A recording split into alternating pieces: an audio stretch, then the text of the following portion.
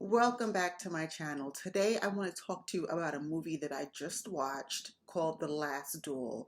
It came out at the end of 2021, but I just had the opportunity to watch it last night, and I've actually watched it twice, even though it's a long movie. It's about 2.5 hours long, but it was amazing. If you are into history, if you're into even historical fiction, even though this is based on a real story, you will really enjoy it because and it's good for different audiences because it has a lot of the violence, that medieval violence, like things that you would see like in a Gladiator, um, 300 movies like that.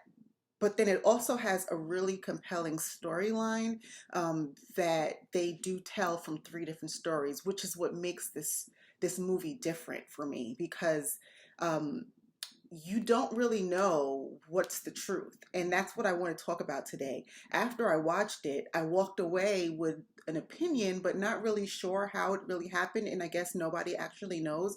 But there were some clues in the movie to kind of lead you down that path to let you know who was actually telling the truth, even though we still don't know. So I wanted to do a video about it because A, I wanted to let everybody know it's just an amazing movie. It didn't do that well in the box office. I'm not sure why, but if you have HBO Max, definitely spend some time watching this movie. You know, it is long, so you might want to reserve it for a weekend or something to sit down and really, and you also have to pay attention. It's a lot of moving parts in this.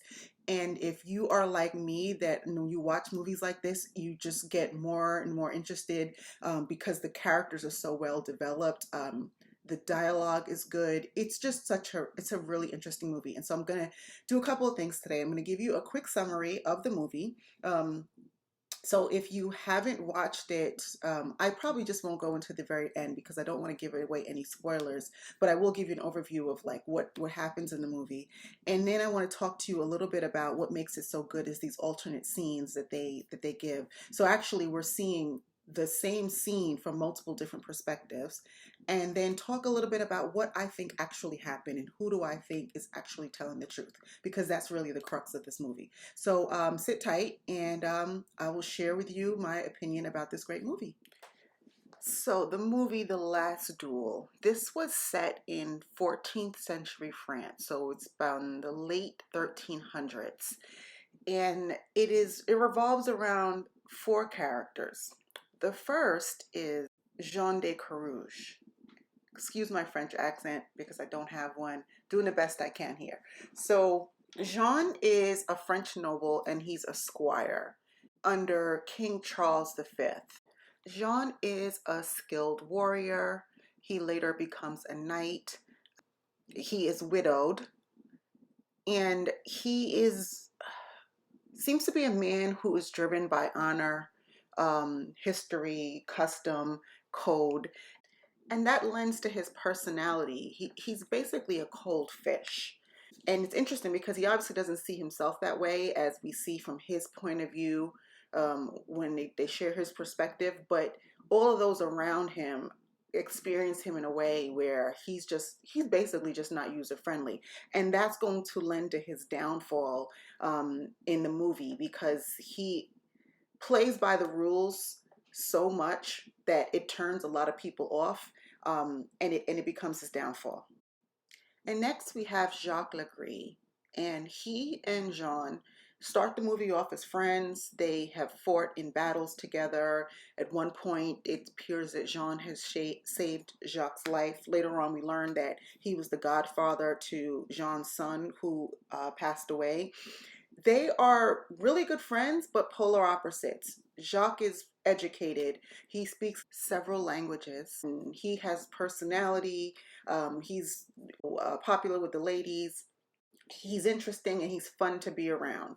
And it's these differences in their personalities that play out throughout the movie and cause more strife between the two of them. The next major character is Count Pierre De La Son. He is the baron of the region that they all live in, and he's also cousins with the king. He takes a liking to Lagree, and as a consequence, he gifts him a lot of things because he becomes one of his trusted squires. He does his collections for him. He gets his accounts back in order, and he's just a good time. So these men are friends, and he enjoys his company because they are similar, and that's going to lend to a lot of the strife that happens between Carrouges and Lagree, because those favors that Pierre gives to Lagree are going to impact Carrouges' finances. And the most important character of this is Marguerite De Carrouges. She's a noblewoman. Her father has been dishonored because he sided with the English during a previous war, but she's a woman of means. Her father owns a lot of property. She has a significant dowry. So Carrouges decides to marry her because A, he's having financial issues, B, she comes from a good family, and C, he needs an heir. So the marriage is not made out of love, which a lot of those marriages back then weren't, but he had some specific goals of why he chose her and why he wanted to marry her. Marguerite is the center of this plot line. It is her rape, the rape by Lagree, that is going to set all of this into motion. And that's going to all culminate with the final duel, which is the title of the movie. So that's a brief summary. I didn't want to go into too much detail because I don't want to give away any spoilers in case you haven't watched it. But what I do want to talk about is what made this movie so good to me. It's told from three different perspectives, the three main characters I told you about. So Jean, Lagree, and Marguerite. They all have a different view on how things happen. So what they do in this movie is they show multiple scenes several times from different perspectives. And you know how they always say that there's three sides to every story. There's, his story, her story, and the truth. This really captures that adage, because not only is the story told differently, but you can see how people interpret things differently. The same scene can be interpreted absolutely differently, and all those people can truly have seen it that way. So none of them are actually lying, but it's just really their perspective, because we all do see things differently through different lens. So I just thought that this was the part that I really enjoyed the most about it, because that's what made me actually go back and watch it twice, knowing that they were going to do it from the different perspectives. I wanted to watch the scene again and see it through the eyes of the character. And I want to show you a couple of these scenes just to illustrate how differently they all saw the same set of events. I'm going to show two sets of clips in which they show the same scene from the perspective of different characters. And this is what's really cool about this movie, is you get these multiple perspectives. And it's interesting how the same set of events could have happened differently, and they leave it to the viewer to draw your own conclusion. In this first clip, we see how Jean confronts Pierre and Lagree because Pierre gave away Jean's captaincy to Lagree.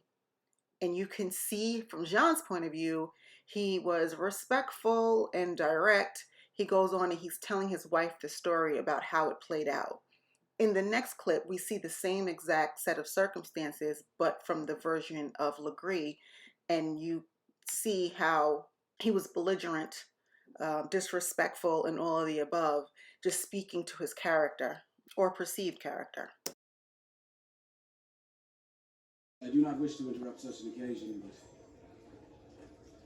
my honor compels me to speak.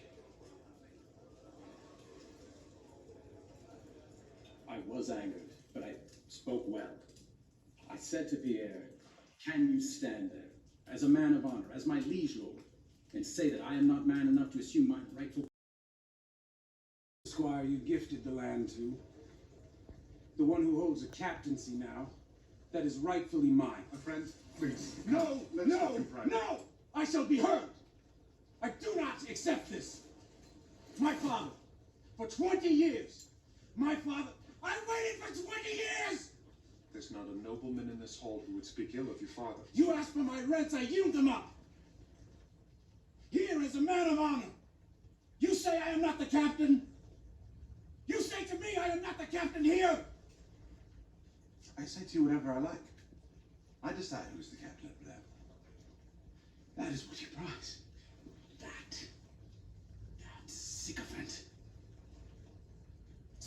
that's all. I will sue. I will sue you for this. In just 3 years. In this next clip, we see the scene in which Marguerite tells Jean that Lagree has raped her. The first version is going to be Jean's. We see his reaction is that of a loving husband. He's sorry that he wasn't there to protect her. It's the conversation you would expect from a husband and wife after hearing such news. The next scene, however, is from Marguerite's version, in which you see Jean is angry with her. He asks her if she's lying or accuses her of lying. He's rough with her. He asks her what else, she could have done to prevent it, as if it was her fault. And at the end, he's ultimately not concerned with the fact that his wife was raped, but more concerned with the violation of him. He thinks Lagree has it out to him, and Lagree raping his wife is just more evidence of that. So it's all about him, and it has nothing to do with his wife, because essentially women are deemed property. So rape wasn't a crime against a woman's person. It was more so a crime against a man's property. But even in that case, Jean's reaction shows the type of man he is, at least according to Marguerite's point of view. One who does not truly love his wife and does not really care about her welfare, is really only concerned about his reputation and his perception that he has somehow been violated by Lagree.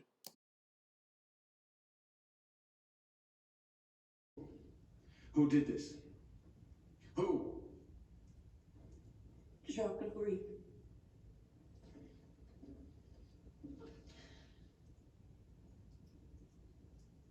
Are you telling me the truth? Yes. Yes. Are you telling me the truth? Yes, I'm telling you the truth. You must believe me. You must. You are my beloved.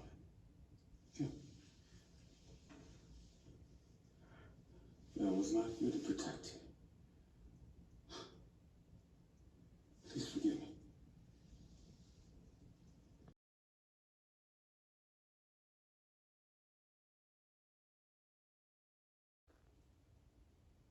Are you telling me the truth? Are you telling me the truth? John, please, I am telling you the truth. You must believe me. I screamed. I screamed till I lost my voice. He forced you? He raped me. You did not provoke this. No, John. Could you not run? I was pinned down. I couldn't breathe.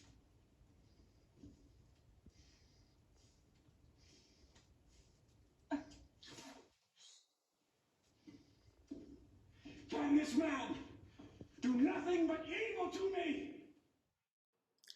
Another scene that I thought was interesting that may have been missed because it was a quick scene is one in which Jean is out in the stables and he's showing Marguerite his horse, and it's his prized mare. It's a beautiful white horse, and he's talking about how he's going to breed her, and she has so much value to him. And at the same time, a stallion comes running in from one of the other stables and starts to rape the horse because she's in heat.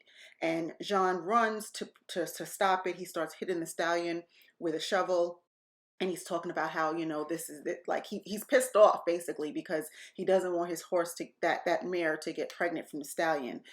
Later on, we see Marguerite in the stables, and she's talking to the horse's caregiver, and you can see that the horse has some marks on its back, some black streaks as a result of the incident with the stallion.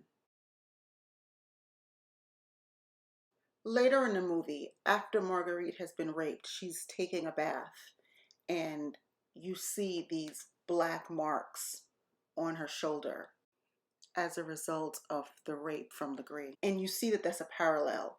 She is in a lot of instances that mare, beautiful, pure, white mare that he values for what it can give to him, not for what it is.